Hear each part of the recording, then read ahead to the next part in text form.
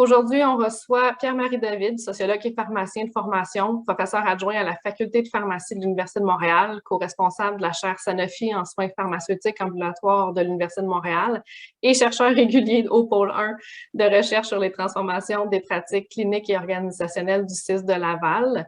Ce midi, la conférence portera sur l'engagement des pharmaciens communautaires dans la vaccination contre la grippe. Elle sera accompagnée d'Alexandre Chady, pharmacien, et de Morgane Gadet, candidate au doctorat en santé publique. Donc, je vous laisse la parole.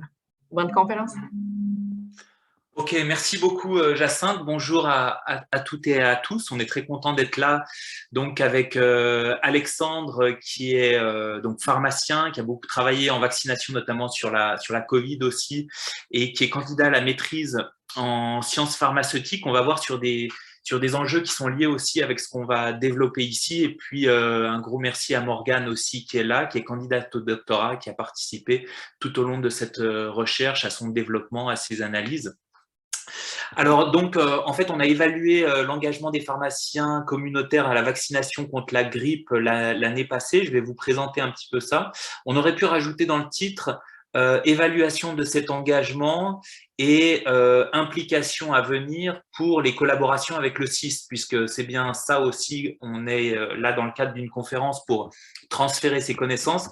Et je pense que nous, ce qui nous tient à cœur, c'est qu'au-delà de ces connaissances, qui d'ailleurs sont à renforcer, c'est aussi de se demander quelle articulation on veut avoir entre les pharmaciens communautaires par rapport à la vaccination et nos interventions de santé publique. Donc là-dessus, je pense qu'on attend aussi vos réactions à la fin de cette présentation qui est vraiment finalement l'objectif principal, je pense, de cette présentation. Alors, le contexte de la recherche, il est arrivé à l'été 2020, on était en deuxième vague de Covid.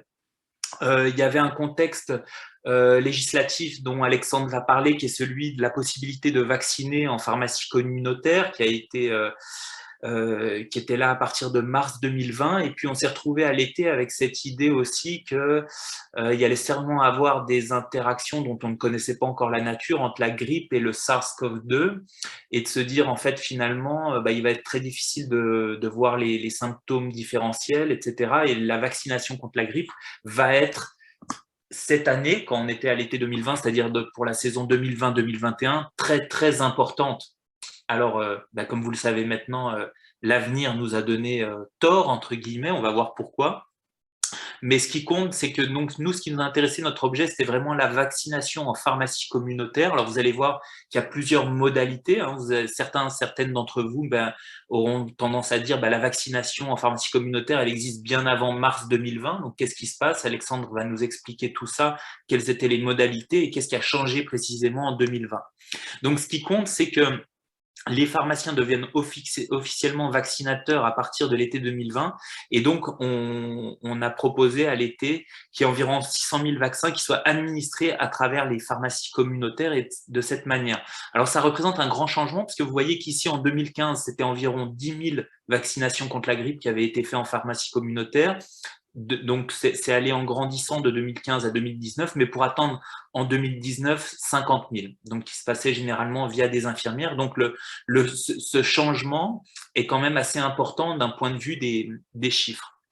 Donc, qu'est-ce qui allait en être en 2020? C'était la première année, donc on n'avait pas d'année comparative, on va dire. Et puis, ce qui nous a intéressé beaucoup, c'est en termes de pratiques cliniques et organisationnelles qui sont chères au pôle 1 de recherche du CIS, qu'est-ce qui se passait et qu'est-ce qu'on pouvait en dire. Et donc, on a analysé tout ça à travers l'engagement du pharmacien. Ça, c'est Morgane qui va vous parler un peu plus du cadre conceptuel, de comment est-ce qu'on a défini cet engagement des pharmaciens.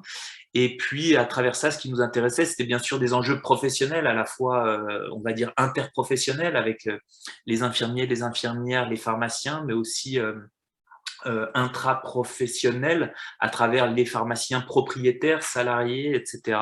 Et aussi à travers cette discussion, cette conversation qui est ouverte par le fait même, en fait, avec la santé publique. Donc, les objectifs d'apprentissage de cette conférence, entre guillemets, par rapport à... C'est ça qu'on doit amener, il y a une dimension un petit peu formative. Alors, l'ambition formative qu'on a, elle est pas très grande, mais vous donnez certains éléments, en tout cas descriptifs, du cadre législatif de la pratique pharmaceutique au Québec. Ça paraît vraiment très important parce que les choses sont en train de changer et c'est important que tous les autres professionnels soient au courant pour voir aussi qu'est-ce qu'on peut attendre par rapport à ça, de vous donner une idée des barrières facilitateurs à la vaccination en pharmacie communautaire, c'était ça notre travail, c'est ça qu'on vous présente, et puis d'analyser les enjeux organisationnels et interprofessionnels de la pratique pharmaceutique de la santé publique, et là on est au cœur de ce qui nous intéresse, et de ce pourquoi je pense qu'il faut qu'on fasse un pas supplémentaire au niveau du CIS de Laval avec une telle recherche, on y reviendra dans la discussion. Alors, je laisse la parole à Alexandre pour nous expliquer un peu mieux ces changements organisationnels qu'il y a eu au niveau de la pratique communautaire. Merci beaucoup, Pierre-Marie. Donc, c'est ça, il y a beaucoup de changements dans les dernières années en pharmacie. Si on regarde un petit tour d'horizon dans le contexte législatif, en 2016, vous avez probablement déjà entendu la loi 41. Donc, ça a été une des grosses lois qui a été mise sur pied dans un contexte d'expansion du champ de pratique des pharmaciens. Donc, les pharmaciens, en 2016, ont eu le droit d'administrer des médicaments injectables pour des fins de démonstration seulement. Donc, par exemple, enseigner de l'insuline à un patient diabétique. Donc, ces changements ont commencé et c'est par la suite, c'est en 2020, avec la loi 31, qui vient tout juste d'être adoptée, que les pharmaciens ont le droit de prescrire tout vaccin du PIC, du Protocole d'immunisation du Québec, les droits d'administrer tous les vaccins chez les 6 ans et plus et de vacciner les 2 ans et plus contre la grippe. Donc, il y a eu un décret également là, en situation de COVID qui a permis aux pharmaciens, en fait, d'enlever cette clause-là de 2 ans et plus pour la grippe et la COVID. Donc, on pouvait, l'année passée, vacciner, dans le fond, toutes les clientèles. Et 1 an après avoir le droit de vacciner, près de 40 des pharmaciens et pharmaciennes sont formés à la vaccination, ce qui est des statistiques qui sont vraiment impressionnantes parce que quand on fait la comparaison avec d'autres provinces canadiennes, comme par exemple la Saskatchewan ou le Manitoba, on avait environ 10 des pharmaciens qui s'étaient formés, qui s'étaient mobilisés pour avoir la formation. Je vous ai mis ici le différent graphique des champs de pratique au Canada. Donc, comme on peut voir dans le milieu, là, on peut voir la ligne avec le Québec. Le Québec est vraiment très similaire aux autres provinces en termes de droits, de prescription pour des conditions mineures, la vaccination. Et c'est vraiment grâce à la loi 31 qui a ramené les Québécois là, sur la moyenne canadienne. Et pour certaines conditions, pour certaines différents actes, on est même en avance. On a quelques actes qui sont différents des autres provinces, qui est très excitant. Donc, les pharmaciens sont en ce moment en train d'intégrer le tout dans leur pratique, mais on a un fort engouement. Donc, si on passe à la prochaine slide, donc c'est ça. Pour le bilan de la vaccination contre la grippe au Canada, on a réalisé avec plusieurs études, avec l'expérience de différentes provinces, que de permettre aux pharmaciens de vacciner, ça augmente la couverture vaccinale d'environ 5 contre la grippe au Canada. Donc, seulement en donnant l'accès, donc c'est quelque chose qui est quand même immense. Les pharmaciens ont vraiment transformé l'expérience de vaccination contre la grippe au Canada. On a, depuis 2017-2018, remplacé les cabinets médicaux comme le site où le plus de Canadiens vont obtenir leur vaccin. Donc, les dernières statistiques sont de 49 %. Donc, avec l'addition du Québec comme vaccinateur, ça a beaucoup fait monter les chiffres. L'avantage de la vaccination en pharmacie, ça a été prouvé coût-efficace. Les pharmaciens sont accessibles. Il y a des heures qui sont flexibles pour les patients qui travaillent. On a des professionnels de la santé de confiance à l'intérieur et les patients mentionnent qu'ils sont satisfaits par le service. Au Québec, je vous ai mis les statistiques, il y a 850 000 personnes qui ont été vaccinées, donc qui est le double de la capacité précédente. Je pense que les statistiques passées n'étaient pas à la fin de la saison, donc c'est vraiment des statistiques impressionnantes. On a aussi beaucoup de vaccinations concomitantes contre le pneumocoque ou le tétanos, le zona, donc tous ces vaccins-là sont disponibles et sont offerts aux gens. Et on a beaucoup de possibilités de collaboration interprofessionnelle, donc ce n'est pas nouveau que les pharmacies vaccinent contre la grippe, mais on le fait plus seulement par l'intermédiaire de l'infirmière, l'infirmier auxiliaire, technicien, clinicienne. On peut avoir plusieurs types de collaborations qui sont intéressantes. Donc, le pharmacien peut être seulement prescripteur, peut être prescripteur et administrateur, peut administrer à des heures où il est tout seul. Donc, on peut avoir des moyens qui sont très flexibles pour augmenter la capacité et avoir des sites qui peuvent vacciner beaucoup. Il y a aussi des opportunités de collaboration très intéressantes, comme la vaccination hors pharmacie. Donc, on a vu plusieurs pharmacies vacciner même dans des résidences de personnes âgées, ce qui est intéressant pour des gens qui sont moins mobiles pour augmenter la couverture.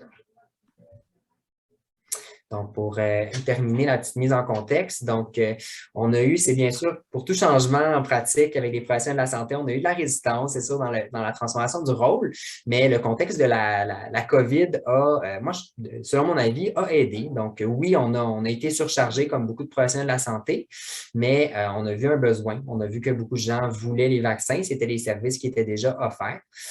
On voit de plus en plus d'augmentation des prises en charge. Donc, les pharmaciens, malgré qu'ils sont occupés, peuvent prendre en charge d'autres rôles. Il y a plusieurs formations. Il y a 4 formations qui sont demandées aux pharmaciens pour vacciner, qui sont souvent coûteuses et longues, mais on a été chanceux d'avoir une subvention gouvernementale qui a aidé les pharmaciens. Donc, ça explique aussi le fort engouement vers la vaccination. Et l'objectif... Donc, c'est ça. Dans notre étude, on a l'objectif de mieux comprendre l'organisation de la pharmacie, les barrières, les facilitateurs, parce que le milieu de la pharmacie varie d'un milieu à l'autre, mais est aussi assez complexe. Et on a utilisé une approche mixte pour comprendre l'expérience des pharmaciens, donc autant d'une façon quantitative que qualitative, et de recenser les intentions pour vacciner en 2020-2021. Oui, alors avant de redonner la parole à Morgane, en fait, le travail qui a été fait ici, on est content parce qu'il vient d'être publié en fait il y a 2 jours. Donc, on vous a mis ici le lien si ça vous intéresse. Et puis en fait, c'est ce qu'on va vous présenter, c'est ce qu'on va vous présenter ici. Donc bon, les temps de publication, on voit, sont pas exactement ceux de la réalité, hein, puisque vous voyez, on a fait tout ça, on a monté tout ça avec à l'été 2020, une collecte des données au début de l'automne 2020, et là, en pleine 5e vague, on a pu avoir ce travail qui soit publié. Morgane, je te laisse la parole. Oui, merci Pierre-Marie, merci Alexandre. Alors, donc, pour vous en dire un peu plus sur cette étude qu'on a menée, vraiment dans le contexte qu'Alexandre vient de vous présenter. Donc, cette étude, elle a été menée à Laval. Donc, le contexte, c'est bien entendu le territoire de Laval, avec un recensement qu'on avait eu de notre côté d'environ 90 pharmacies communautaires qui étaient présentes. Ce qu'on a voulu faire, c'est à la fois avoir un aspect quantitatif et qualitatif à la recherche, puisque pour répondre à la question de l'engagement des pharmaciens vis-à-vis de la vaccination, ça nous semblait important aussi bien de comprendre quantitativement ce qui se passait au niveau des doses fournies, par exemple, ou même des structures en fait en place au niveau des pharmacies, que d'une manière qualitative de mieux comprendre les aspects sous-jacents de la motivation de l'engagement, et puis aussi les processus qui pouvaient avoir lieu. Donc, au niveau de l'aspect quantitatif, comme vous le voyez sur la slide, donc on a envoyé un sondage à toutes les pharmacies qu'on avait recensées à l'été 2020 via une plateforme web, et puis on a fait des relances via divers médias pour s'assurer d'un taux de réponse le plus important possible. Et puis, au niveau de la phase qualitative, cette fois-ci, on a fait des entrevues structurées avec des pharmaciens et des acteurs clés. On a aussi eu des focus group. Donc, on a vraiment essayé d'avoir une complémentarité au niveau de ces méthodes. Pour essayer de mieux baliser les choses, puis de mieux comprendre l'engagement des pharmaciens vis-à-vis de la vaccination, on s'est inspiré, on a bâti un cadre conceptuel que vous voyez à l'écran, puis qui est inspiré lui-même d'un autre cadre conceptuel qui existe sur de Shoemaker, donc qui a été élaboré en 2017. Mais ce cadre, ce qui est important de comprendre avec ce cadre conceptuel-là, c'est que en fait, il cherche à mieux baliser l'implantation des interventions, et puis aussi d'avoir l'aspect le plus multifactoriel possible quand on regarde justement une intervention en santé. Donc, ce que vous voyez au centre, c'est l'engagement des pharmaciens. Donc, c'est l'intervention, entre guillemets, c'est ce qui nous intéressait là dans l'étude.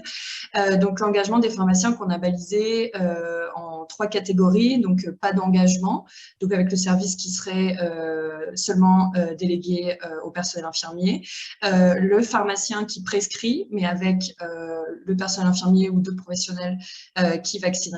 Et ensuite, le dernier, le pharmacien qui prescrit et vaccine. Donc ça, c'était nos 3 degrés ou 3 niveaux d'engagement. Et puis, ces niveaux d'engagement-là, ce qu'on peut voir dans la littérature scientifique, c'est qu'il y a différents aspects qui les conditionnent, les 4 aspects que vous voyez autour dans le cadre. Donc, premièrement, en haut à gauche, vous voyez les caractéristiques individuelles. Donc, ça veut dire que aussi bien les caractéristiques sociodémographiques que l'expérience préalable ou l'engagement préalable des pharmaciens pouvaient, par exemple, être des éléments qui allaient impacter leur engagement en 2020. En haut à droite, vous avez les caractéristiques internes. Donc, par exemple, comment la pharmacie est structurée, quelle est la culture en place, quelles sont les ressources disponibles. Ça pouvait être des éléments également impactant l'engagement des pharmaciens. En bas à droite, vous avez les caractéristiques externes avec donc par exemple les ressources, les besoins exprimés, pardon, les politiques, les changements législatifs comme Alexandre l'a expliqué, les différents incitatifs qui pouvaient exister aussi, comme les subventions qui avaient donc potentiellement un impact sur l'engagement des pharmaciens. Et puis le dernier en bas à gauche, les caractéristiques de l'intervention. Donc ici on veut dire la vaccination. Donc à quel point on avait des enjeux par exemple logistiques, quels étaient les coûts, quelle était la rémunération, etc. Donc toutes ces variables-là, c'est des éléments qu'on a voulu prendre en compte dans notre étude pour comprendre pour comprendre le degré d'engagement des pharmaciens. Au niveau des résultats de l'étude, donc on a eu un taux de réponse de 34% environ pour notre sondage. Et on a pu réaliser 23 entrevues qualitatives et 4 focus group avec des partenaires variés, comme vous pouvez le voir à l'écran, aussi bien des pharmaciens communautaires que des infirmières en pharmacie, les ordres pertinents ou des représentants du SIS. Pour vous en dire un peu plus au niveau des résultats du sondage, donc dû à l'échantillon quand même assez limité, on est ici sur des statistiques descriptives, mais ça nous semblait quand même important de voir quel lien pouvait être fait entre notre échantillon et puis l'engagement des pharmaciens, la réponse à notre question de recherche. Puis ça nous paraissait aussi intéressant de vous présenter rapidement avant les résultats au niveau sociodémographique, puisqu'on voit quand même, comme vous le voyez à l'écran, qu'on avait quand même une représentation plus importante de pharmaciennes de femmes, de pharmaciens qui étaient propriétaires en majorité, et puis aussi des professionnels qui ont répondu au sondage qui étaient quand même assez expérimentés, avec une majorité de pharmaciens qui avaient plus de 16 ans d'expérience. Donc ça peut aussi potentiellement impacter les résultats qu'on va vous présenter par la suite. Au niveau d'autres éléments qu'on a pu sonder, donc ce qu'on pouvait voir, c'est que, assez surprenamment, mais c'était peut-être aussi lié au contexte, au timing en fait de notre étude qui a été réalisée assez tôt quand même dans l'année, dans la saison 2020-2021. On avait une majorité de pharmaciens qui ont répondu au sondage qui n'avaient pas réalisé les 4, la totalité, là on parle bien de la totalité des 4 formations obligatoires pour vacciner. Par contre, la majorité d'entre eux avaient participé à la campagne précédente, donc là aussi forcément ça peut expliquer certains des résultats qu'on va trouver par la suite. Dans la majorité des cas, même si c'était très réparti, on avait environ la présence d'une infirmière ou d'un infirmier qui était à 2 jours semaine durant la campagne de vaccination précédente. Et puis au niveau des caractéristiques internes, les pharmaciens qui nous ont répondu ici travaillaient dans des pharmacies qu'on pouvait voir de catégories, en tout cas avec un volume de prescription assez moyen dans nos catégories, donc entre 300 et 599 prescriptions par jour en majorité, et puis qu'il y avait quand même au moins 2 pharmaciens présents par jour dans les structures. Donc ça aussi, ça va être des éléments déterminants pour la suite. Un des chiffres qui nous intéressait bien entendu beaucoup dans cette étude, c'était de voir justement à partir de notre sondage combien de pharmaciens avaient prévu soit de vacciner et de prescrire, soit seulement de prescrire, soit aucune des 2 actions, comme on vous l'a expliqué tantôt. Et ce qu'on voyait quand même, c'est qu'on avait une majorité de pharmaciens qui avaient prévu à la fois de prescrire et de vacciner. Mais comme vous pouvez le voir à l'écran, les niveaux d'engagement étaient quand même assez balancés et répartis. Donc, ce n'était pas non plus un consensus absolu. Donc au final, quand on a essayé de lier donc ces résultats de sondage avec également les résultats qualitatifs qu'on avait à partir de nos entrevues et de nos focus group, on a rassemblé tout ça dans nos 4 types de variables que je vous ai présentés tantôt pour essayer de mieux comprendre qu'est-ce qui pouvait finalement expliquer cet engagement qui était assez balancé. Donc au niveau des caractéristiques individuelles, on a vu que de manière assez logique, le fait d'avoir participé à des campagnes en fait, de vaccination précédemment contre la grippe grippe, ça pouvait être lié à un engagement anticipé pour la saison à venir plus important. Donc, il y a une sorte de biais expérientiel positif, là, si on peut dire, au fait d'avoir déjà participé, ce qui encouragerait à participer par la suite. D'après nos données, même si c'était une des hypothèses qu'on avait, nous, dans cette étude, le statut professionnel, donc le fait d'être propriétaire ou non, et puis l'expérience, donc le nombre d'années d'expérience en tant que pharmacien, en fait, n'avait pas un impact si important sur l'engagement des pharmaciens. Donc, c'était assez réparti dans ces groupes-là, même si on pouvait vous donner une tendance, c'était qu'il y avait quand même un peu plus de pharmaciens propriétaires qui déclaraient avoir un engagement élevé, donc c'est-à-dire planifié de à la fois prescrire et vacciner. Ce qu'on vous écrit sur la diapo, et ce qui est important de noter, c'est qu'on était, comme je vous l'ai dit aussi précédemment, c'est qu'ils étaient quand même plus représentés dans notre échantillon. Donc ça peut aussi être une lecture qu'on fait à cause de ça. Au niveau des caractéristiques de l'intervention, ça fait partie des résultats majeurs qu'on avait eus, aussi bien dans le sondage que dans l'aspect qualitatif. C'est qu'on a vu qu'il y avait des défis très importants qui limitaient l'engagement des pharmaciens par rapport à la vaccination et qui étaient principalement le manque de temps, la pénurie de personnel et des défis logistiques en fait qui sont quand même pas mal revenus, comme par exemple un espace de travail inadéquat. Donc ça, c'est des éléments qui sont importants de noter puis qui pourraient être pris en compte dans le futur si on voulait avoir un impact sur l'engagement des pharmaciens vis-à-vis de la vaccination. Au niveau des environnements internes et externes, les résultats qu'on a trouvés, c'est que les pharmacies à plus petit volume démontraient un plus grand engagement des pharmaciens envers la vaccination, ce qui était cohérent en fait avec d'autres études que nous, on avait pu analyser avant de réaliser celle-ci. Et par contre, ce qu'on peut retenir, c'est que on avait quand même un nombre assez faible de pharmaciens, comme on disait tantôt, qui avaient prévu, en fait, qui étaient dans chaque catégorie. Donc, c'était quand même plus difficile pour nous de pouvoir tirer des conclusions à ce niveau-là, mais c'est quand même une tendance qu'on a vue par rapport au volume des pharmacies et leur impact sur l'engagement. Et puis, en termes d'environnement externe, on a vu que le soutien de la chaîne ou de la bannière commerciale, là, si on peut dire, de la pharmacie, semblait avoir une influence sur l'engagement des pharmaciens. Et donc ça serait aussi un élément à prendre en compte dans l'élaboration future d'intervention ou de politique. Merci Morgane. Donc, les limites de l'étude, je pense que tu les as bien ciblées. Hein. Donc, il y a des intentions vaccinales qui se résultent pas nécessairement en action. Hein. Comme on vous l'a dit, on a fait cette enquête au début de la saison vaccinale, donc 2020-2021. Donc, c'était des promesses d'engagement, on pourrait dire. Donc les analyses sont limitées par le nombre de répondants. Effectivement, vous avez vu, hein, il y a 90 pharmacies sur le territoire environ. On a envoyé tout ça environ à 107 pharmaciens, pharmaciennes. Il y en a 37 qui ont répondu. Donc voilà les limites dans lesquelles on parle.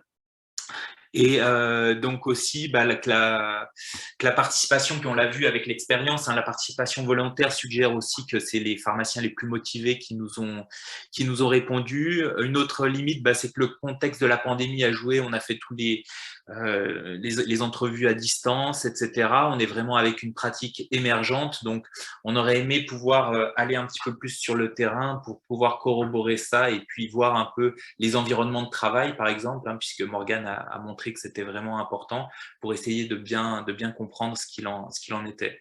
Alors finalement, comme vous avez vu, hein, je pense que ce tableau montre bien ici avec les cas d'influenza en 2020-2021 que la courbe est restée presque plate, alors qu'en 2019, elle était ici. Alors, ça ne veut pas dire qu'il ne faut pas s'intéresser à cette question, hein, parce que comme le titrait la presse, est-ce que la grippe prépare sa revanche? Et à ce moment-là, il serait bien que les pharmaciens et tout le système soient prêts également. Bon, pour l'instant, c'est la Covid qui prépare sa revanche via Omicron, mais bon, on va voir ce qu'il en est pour la grippe à venir. Donc, certains éléments plutôt de discussion, plutôt que de conclusion, sont apportés ici. Comment optimiser la communication des campagnes vaccinales avec les pharmaciens.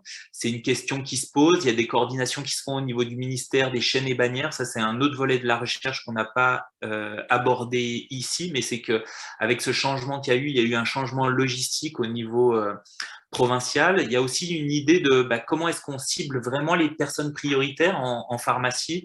Là-dessus, peut-être qu'Alexandre pourra nous donner des éléments, étant donné que c'est son sujet de recherche de maîtrise.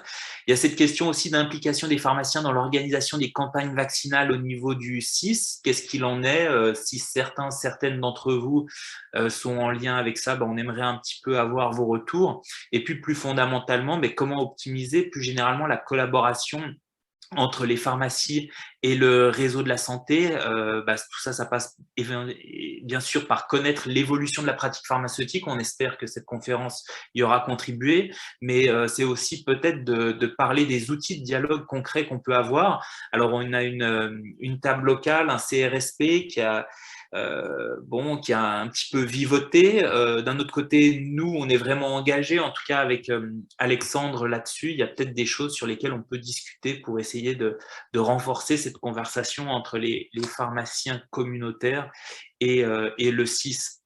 Donc, des éléments sur lesquels on va revenir en discussion. Mais merci beaucoup à tous et à toutes pour votre attention. Donc, on remet le lien de l'étude ici qui vous sera donné, je pense, par Jacinthe. Et puis, on est tout disposé à répondre à vos questions. Merci beaucoup. Bon, merci beaucoup Pierre-Marie, Alexandre et Morgane. Donc, c'est le temps pour les questions. Je vous rappelle de lever la main, utiliser l'espace de discussion ou de questions-réponses pour poser vos questions. Pour le moment, je ne vois rien. Pierre-Marie, avais-tu quelque chose peut-être à ajouter suite à la présentation là, en attendant qu'on ait quelques questions? En attendant qu'on ait quelques questions, en fait, peut-être parler ici de cet aspect un petit peu de cibler les personnes prioritaires, parce qu'on le voit bien autant pour la Covid que pour la grippe, c'est ça qui est intéressant vraiment. Les pharmacies communautaires ont éventuellement ce potentiel. Comment est-ce qu'il peut être vraiment réalisé? Ça, c'est une autre question. Et donc, du coup, est-ce que peut-être, Alexandre, tu veux nous donner des éléments là-dessus avec cette idée aussi, ce qui est important en termes de ciblage, c'est de dire aussi, est-ce qu'en ayant intégré les pharmacies communautaires, enfin les pharmaciens comme vaccinateurs, est-ce que finalement on a vraiment augmenté notre offre vaccinale, ou est-ce que c'est tout simplement les gens qui ne se sont pas fait vacciner ailleurs sont venus en pharmacie et à ce moment-là, on n'a pas augmenté notre offre? Donc vous voyez qu'il y a une double question derrière cet aspect de ciblage, mais ça veut dire qu'il faut vraiment s'y intéresser parce que tout ça n'est pas évident. Mais peut-être, Alexandre, si tu peux préciser un peu ces aspects, parce que je pense que c'est vraiment les enjeux des campagnes à venir, qu'elles soient sur la grippe ou pas. Excusez-moi, j'ai appuyé sur le mauvais bouton. Donc, oui, c'est ça. Moi, je trouve que la question est très intéressante là, sur la question de priorisation des clientèles, parce que quand on regarde un peu les statistiques canadiennes, les raisons de se faire vacciner ou de ne pas se faire vacciner, une des grandes raisons qui ressort beaucoup, c'est le manque de temps, le manque d'accès, le manque de se faire proposer le vaccin. On a beaucoup de gens qui ne sont pas dans la catégorie avec une grosse résistance à la vaccination, mais c'est juste qu'ils ne voient pas le besoin d'eux-mêmes prendre les démarches. Donc, je pense qu'en termes d'accessibilité, les pharmacies ont un grand potentiel et que ça soit de façon plus active, de faire un ciblage, que ce soit par des publicités, que ce soit de juste dépister les dossiers. C'est très facile de trouver avec la médication qui rencontre les critères. Donc, je pense que les pharmaciens peuvent avoir un rôle assez important dans tout ça. Et il y a toujours un travail aussi de recension, d'évaluation du carnet vaccinal des patients qui est un travail que je trouve qu'il y a beaucoup de duplication dans notre système. Souvent, un infirmière qui va voir le patient va refaire l'évaluation complète. Le médecin de famille va refaire l'évaluation complète. Le pharmacien va aller sur le DSQ vaccinal, va faire l'évaluation complète. Donc, souvent, on a une perte de temps et des opportunités de collaboration pour après ça faire un plan. Donc, plusieurs études mentionnent que justement, de voir un patient, de faire un plan d'action, de relancer le patient nous permet d'avoir beaucoup d'augmenter l'offre pour ces gens-là. Donc, aussi la question question de qui sont les populations prioritaires, je pense que ça demeure une question très intéressante aussi. On a des endroits où, c'est sûr que Laval est un endroit qui est assez bien desservi. En pharmacie, on voit des pharmacies bien desservies sur l'ensemble du territoire, mais on a certaines communautés qui ont moins accès, certains gens qui ont moins le temps, qui n'ont pas la capacité ou qui ont moins accès à l'information. Donc, la vaccination opportuniste aussi en pharmacie, c'est quelque chose qui peut bien se faire aussi.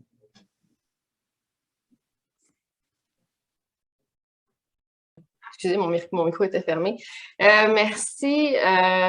Oui, Marie-Claude Vanier, on a une question. Je te donne la parole. OK. Alors, j'ai activé le micro. Vous m'entendez? Oui, on t'entend. Donc, merci pour la présentation. C'est très intéressant. Alexandre, en suivi de ce que tu viens de dire, comment tu vois la collaboration interprofessionnelle justement pour qu'il y ait moins de duplication puis que tout s'harmonise mieux, donc avec les infirmières qui peuvent faire de la vaccination dans les GMF, par exemple, les médecins, comment on peut optimiser le travail de tout le monde puis mieux travailler ensemble? Je pense que c'est une excellente question. Puis ça, c'est des questions, je pense, qui méritent d'être adressées, là, parler peut-être avec soit en GMF, entre le GMF, entre le personnel du GMF, parce que je pense qu'il y a un aspect très interprofessionnel dans tout ceci. Moi, je regarde mes collègues à la pharmacie, puis comment est-ce qu'on communique cette information-là. Nous, personnellement, pour la saison de la grippe, on décide de faire une recension de toute la grippe, la pneumonie, le tétanos et la vaccination contre le zona aussi. Donc, on fait une recension pour ces 4 types de vaccination-là qu'on documente au dossier.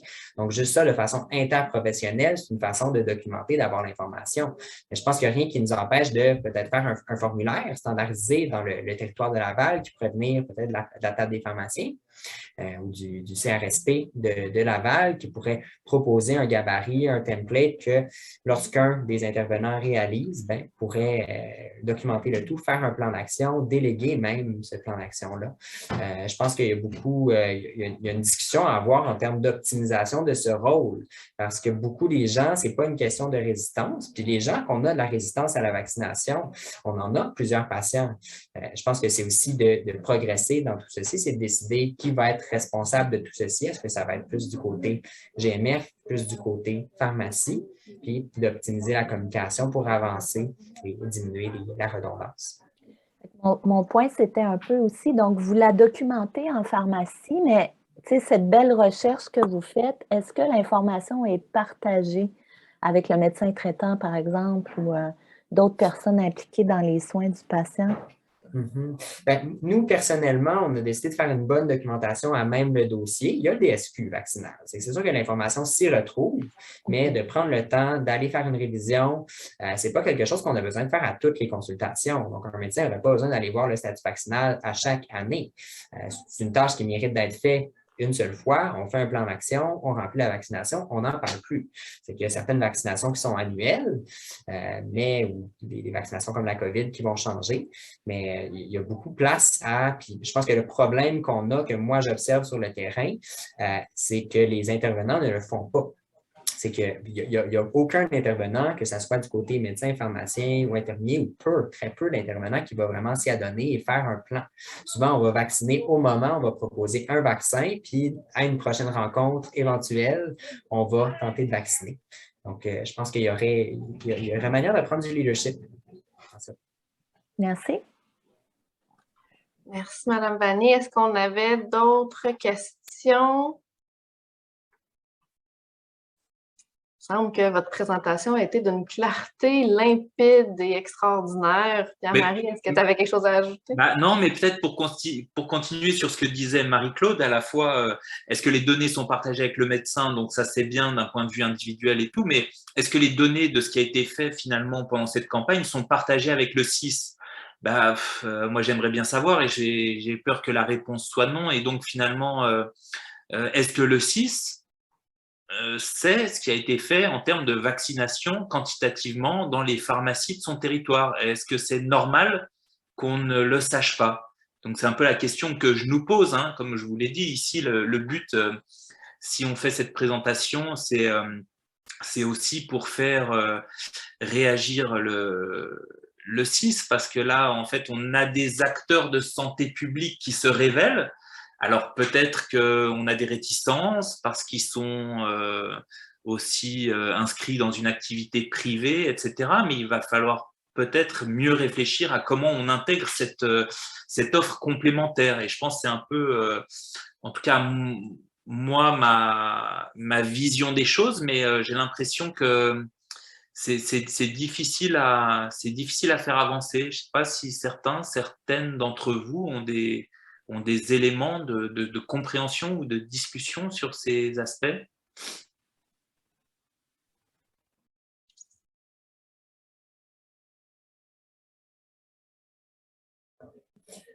Moi, j'aurais peut-être un petit point à ajouter, là, le point des résidences de personnes âgées. Donc, beaucoup de résidences de personnes âgées, on voit beaucoup de patients qui vont vouloir obtenir la vaccination, qui vont se déplacer à plusieurs endroits. Comment est-ce que le territoire de Laval organise la vaccination? Je pense qu'il y aurait place à avoir une belle discussion, là, justement, entre pharmacie et entre intervenants du CIUS pour justement optimiser le tout, parce que c'est des clientèles qui sont nécessairement vulnérables, qui sont plus âgées, qui ont souvent plus de conditions. Donc, est-ce qu'il y aurait façon de justement faciliter l'expérience pour augmenter le taux vaccinal?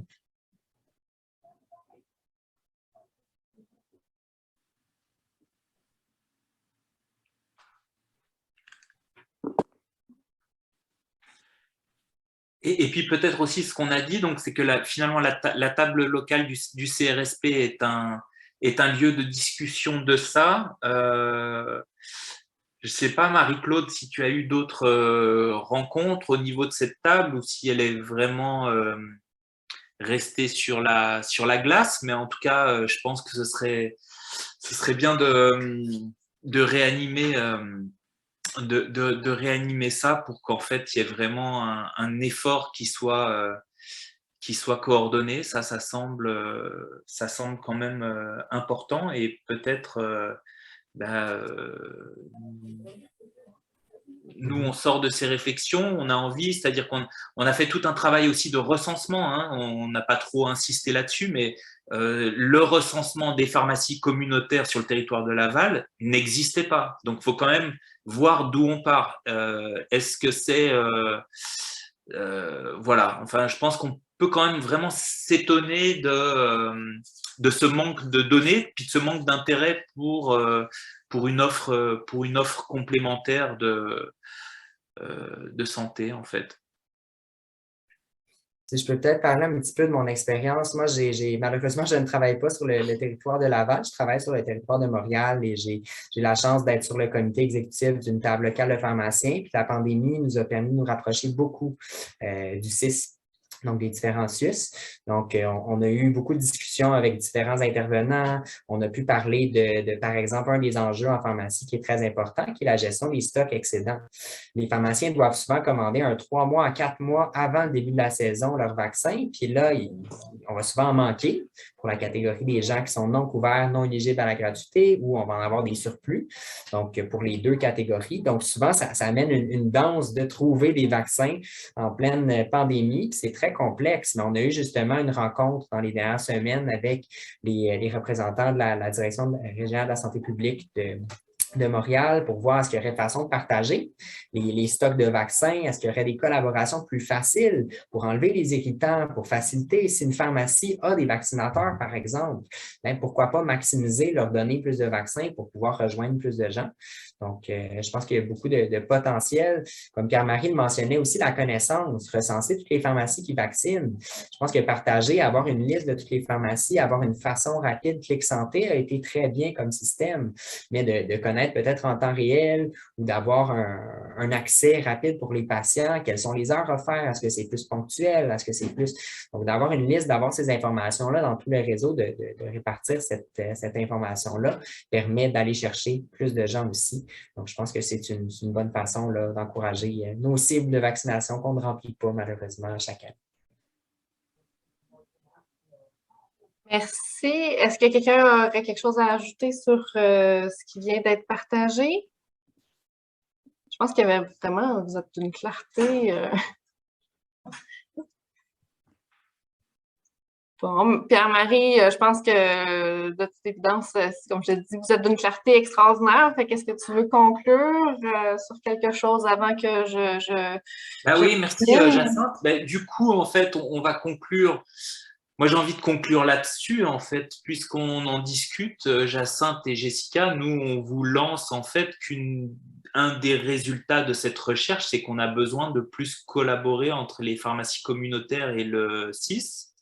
Et donc, on vous donne pour mandat de relayer ce message d'une clarté limpide auprès des collègues, et parce que nous, on est tout à fait prêts à collaborer. Puis je pense aussi, y compris avec la chaire, en fait, sur les soins pharmaceutiques ambulatoires, hein, on en rediscutera avec Marie-Claude, mais on a un outil là pour le faire. Il y a des volontés qui sont là, donc bon, maintenant la balle est renvoyée dans le camp du 6, on peut dire. Parfait. Donc, merci Pierre-Marie, merci Alexandre et Morgane.